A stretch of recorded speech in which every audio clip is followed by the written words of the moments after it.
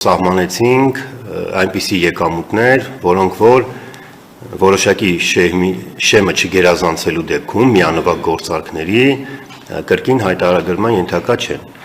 Այդ եկամուտներից են օրինակ ժառանգության կամ նվիրատվության կարգով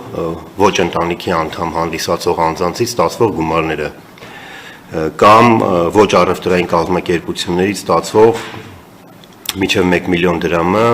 չգերազանցող գումարները եւ այսպես շարունակ։ 1 միլիոն դրամը տարեկան կտրվածքով թե ամսական։ Ինքը միանվագ գործարքներին է վերաբերվում։ Տարեկան կամ ամսական երևույթ ստեղ չունենք, այսինքն եթե օրինակ մեկ օրինակ բերեմ էլի, եթե որևէ ոչ առևտրային կազմակերպությունից անձը ստացել է 500,000 դրամ, նույնիսկ մեկ ամսվա ընթացքում 3 անգամ, դա կարող է չհայտարարել, որովհետև մեկ անգամյա գործարքի արժեքը չի գերազանցել 1 միլիոն դրամ։ Բայց եթե օրինակ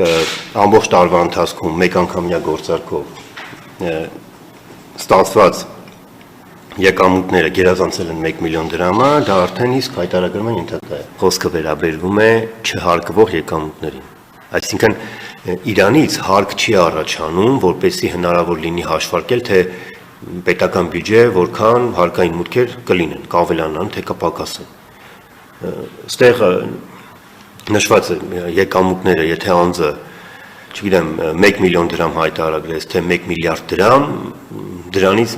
1 դրամ պետական բյուջեի եկամուտներում փոփոխություն չի լինելու, քանի որ խոսքը վերաբերում է չհարկվող եկամուտներին։